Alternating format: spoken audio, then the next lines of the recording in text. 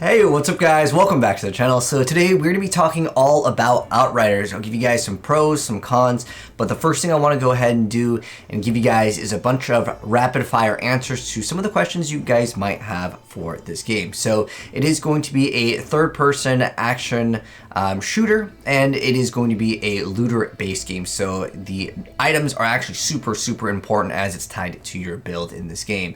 Now, first off, the gameplay that you guys are seeing is from the demo that is completely free and available on Steam as well as on Xbox and PlayStation.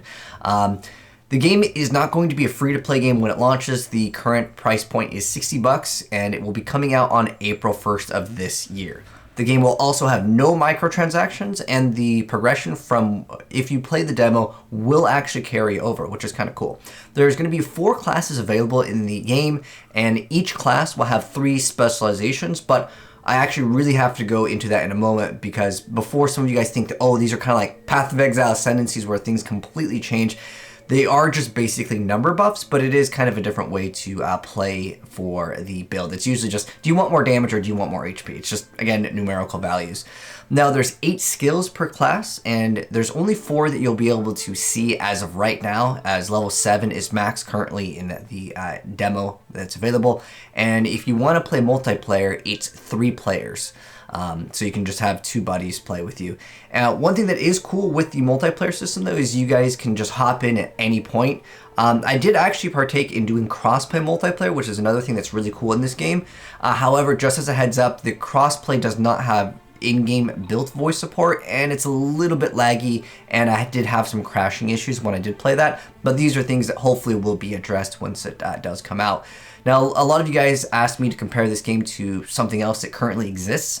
I would say it's kind of like Mass Effect / Division / Gears of War. That's the best reference I can give you. Now, even though you guys are just going to be seeing action gameplay without any spoilers, like I'm not going to show off any of the cutscenes, I'm just going to be skipping them in the gameplay here. But there is actually a choice system when you do talk to the NPCs. If they offer you a quest, you can just say, no, thank you, I don't want to do it. Kind of like you would in the Mass Effect games. I'm not sure if this is going to really change the ending of the game, but that is definitely something I do want to mention, because there is a story to this game that I actually think is kind of cool. You are an outrider, and you're supposed to basically go to a new area and make sure it's safe for other people to go ahead and land, but things turn very south. There's like this storm, and if it hits you, you either get superpowers or you just basically die. And obviously you get superpowers, and that's how you get your superpowers. It's pretty cool, and I do genuinely like the story. Like, basically, they kill a lot of people in the story, and I like that. It's not like you have these characters that you'll develop like a bond with. They just straight up annihilate everyone, which I think is kind of nice for some of you guys that do kind of like a change up in like the generic, this guy is the good guy, you help him. They just kill off characters, and like I said, I like that as a change. Now, in terms of itemization, I'm just going to go fast forward into itemization, as I think it's kind of important in this game, as well as looking at some of the skill choices that are available here. So in terms of the loading times, by the way, if you do play on console, it is a nightmare with some of the loading areas. Like, you literally load into a loading screen and then move 2 inches and you'll load right into another loading screen. But all the gameplay you guys are seeing is on the PC, but some of the gameplay you might see me plug in a controller. But here's the skills as of right now. You can see you can equip 3 skills, but there's a total of 8 in total, but again, you don't have access to all of them. Now, in terms of skill tree, I did mention that there's 3 different paths for each class. I'll probably make a better video that goes over like all the classes and what they can go for, but as you can see, even at the very final skill node that you take, because it's kind of a skill tree, it's just number changes at the end of the day, which is super disappointing. For me, I like to see a lot more customization. However, with some of the legendary items and some of the just like the blue items, you will get what I would consider what should have been on the skill tree, a completely new modifier for some of the skill choices, which I think again really just should have been in the game, because how it works is you'll get certain skills and you'll get items that have plus bonus to a skill. Sometimes it'll just be like flat damage, or you can activate it more than once, but some will completely change a skill. One that you'll see in the gameplay is that I will have this like reflect. Basically, if you've played any action RPG, kind of like thorns, or attacker takes a damage of whatever number. Basically, it kind of makes a reflect damage, and it's really good for bosses. In fact, I want to show you guys how insane this is up against a boss over here. So I'm going to go ahead and load in, and I'll activate this thing and it just annihilates. This is on the hardest difficulty that we have available. So I just activate it and you'll see the boss basically just melts himself. And this is really, really good because I basically stacked another multiplier to get bonus damage on the target that has the highest HP, which if there's a boss, he's always going to have the most HP. So all that reflect damage is just going to go straight to him. It's really cool. And I think that there is a lot of room for really cool and innovative ideas because even though in the demo they don't really show off much, I actually did a lot of research as I'm a huge action RPG fan, and I like to see a lot more depth in the customization. I'm going to go ahead and show you guys some screenshots of other people's legendaries, as well as, I don't know if I want to call it a set item, but there is like a bonus that I do want to show because I like to see a complexity in my game. I don't like everyone, if you play this class, yours is basically the same. I like the idea of having like completely different builds. So anyways, you guys can see this over here. This is just a screenshot, but it does show off that it says that there is like a bonus over here where it says 3-piece bonus active.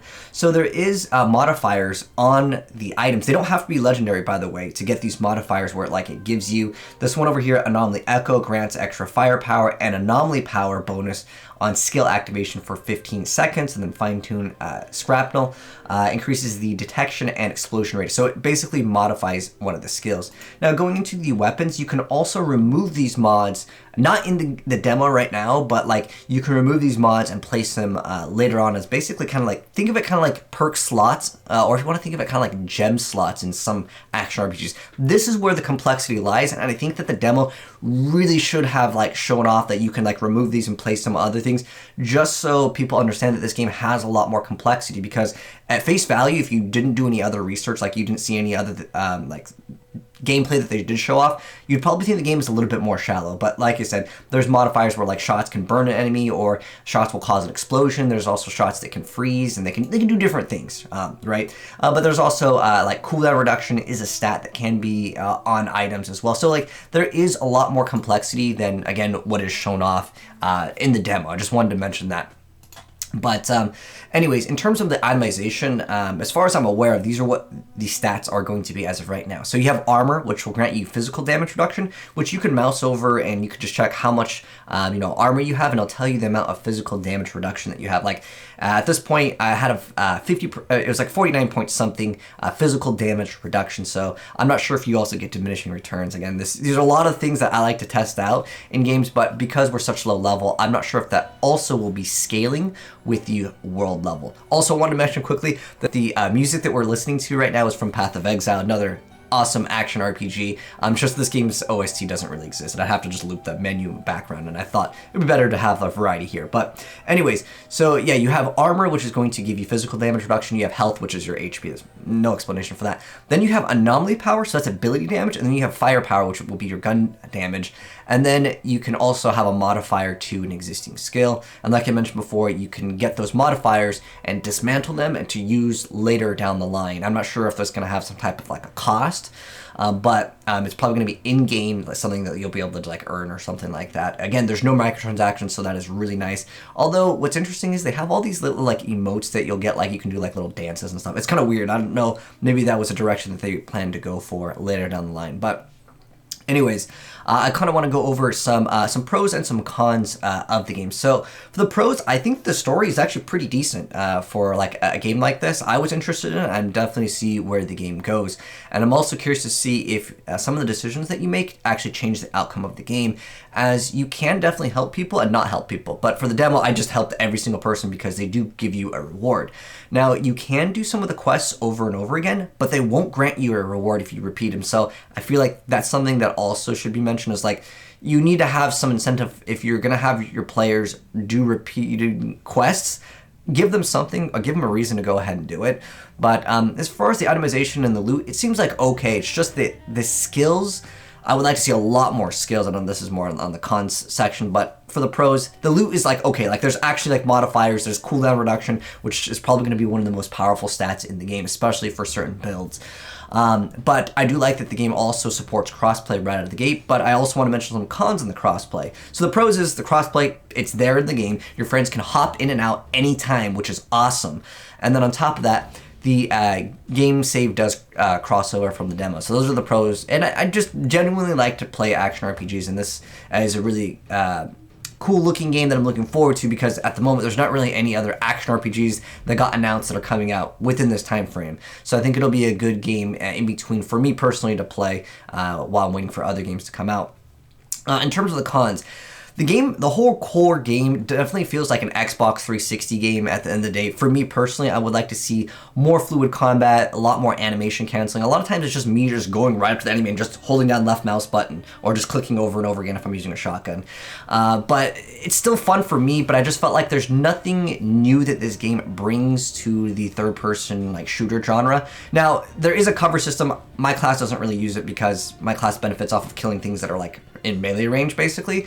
And speaking of that, I feel like the melee range definitely needs to be a little bit more developed. Like, they need to have some strings of combos in the like melee attack to make the game feel a little bit better for those classes that like to get up close and personal. You're still just shooting with a shotgun. I think that there could be a little bit more play to it, especially with animation canceling. Like, some of the weapons will have like, you can freeze or ignite an enemy, but it has a cooldown of 8 seconds. So then you want to use that weapon, swap to your other weapon, but because it's so slow, it doesn't really incentivize you to do that. Now, if they added animation canceling, so you can shoot once with this, swap to your other gun, shoot, and then ignite them, then freeze them, and it would just add a lot more, because you can have 2 primary weapons, and then you have like a secondary weapon, which is, as right now, it's just a pistol. Would be cool to see some sort of melee weapons. Keep in mind, though, the game is coming out relatively soon, so some of these suggestions might not be able to happen. Now, the animation canceling one definitely should happen. This is something a lot of people have mentioned as well, but I think that there should be a lot more than just 8 skills in the game. Maybe what would be cool is you can unlock another skill once you select your like class ascendancy, like, you know, where there's 3 of them.